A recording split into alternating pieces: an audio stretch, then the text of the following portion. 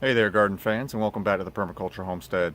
It's been a while. I'm kind of losing steam and stamina here, reaching the part of the year where it's just too hot for me to want to do anything back here.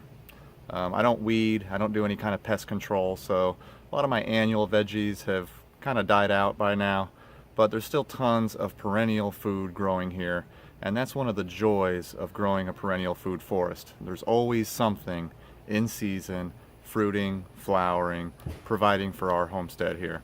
So kick back and enjoy this long update. I know it's been a while. Let's do a little walkabout.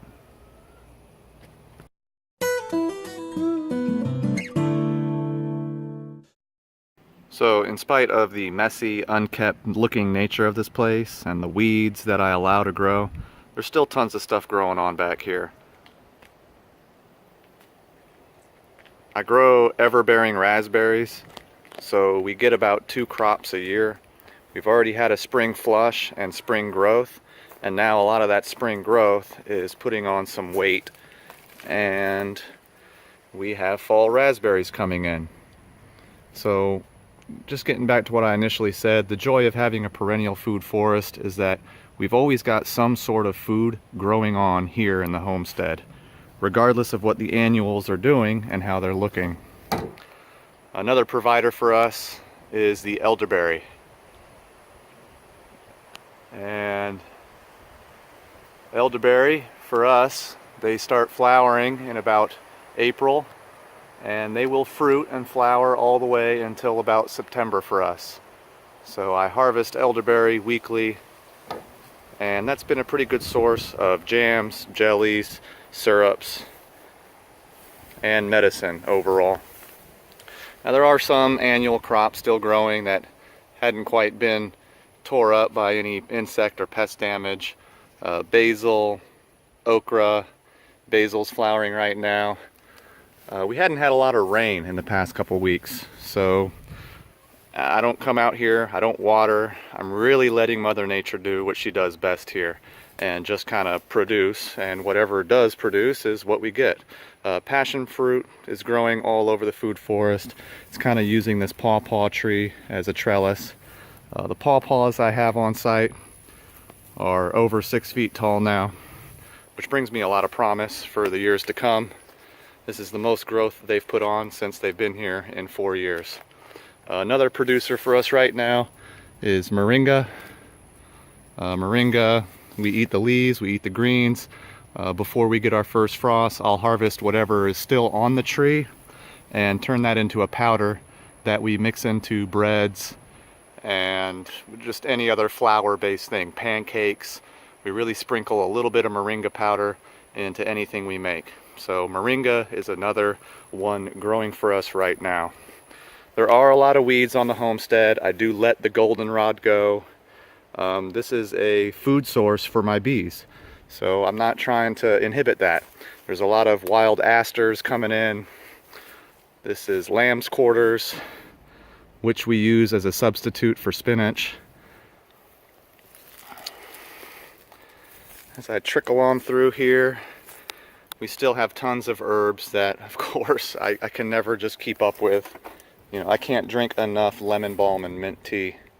My hugel lumps back here are starting to look a little dead and wasted. It's really the time of year for me to let the chickens roam through and clean up and prepare this place for fall. Beauty berry, this is Mexican beauty berry. It's a pretty sweet one. It's very different than the American beauty berry. This just has a little bit more sweetness to it. The American beauty berry are kind of bland tasting. So we do have beauty berry coming in. Can I find any muscadines? We've harvested quite a bit of muscadines. I do have some ever-bearing blackberries in the food forest right now. Like I said, we've got tons and tons of passion fruit that's vining up all over the place. And it's also the passiflora. It's a host plant for the Gulf fritillary butterfly. So those guys are kind of making their way over and around all the passion fruit growing in the food forest, and the butterflies, of course, are floating around here. Bees are as happy as ever. For the first time in 3 years of beekeeping, I decided to treat them for Varroa. I'll keep you all updated and abreast of that situation to see how it goes. But this is a pretty packed hive. I'm not harvesting any honey also for the first time in 3 years. I'm really just going to see if I can overwinter a hive. It's been my goal the past year to get one hive through the winter, and I might have the one right here that's going to do it. Plums. If you were sticking around, you all know that I had early frost damage to my plums, but what they have become is a really nice trellis for all types of passion fruit. So, pretty expensive non-producing plums that became a trellis. Here's my chickens. I'm about to let them out right now and really let them start the process of preparing for fall here in the food forest. Another producer I got is figs. So I have brown turkey and a black mission fig on site. The brown turkey produces for me now in the fall, and my black mission fig, actually it produces in the spring. So I get figs twice a year. There's all types of other stuff growing out here, garden fans. I know it looks like an unkept mess. It really kind of is at this point in the game. At this point in the summer, I just kind of give up. I'm kind of sick of coming out here, sick of doing maintenance, and I get a little discouraged with all the bug and pest damage, but I let it be. I let Mother Nature do what she does best out here.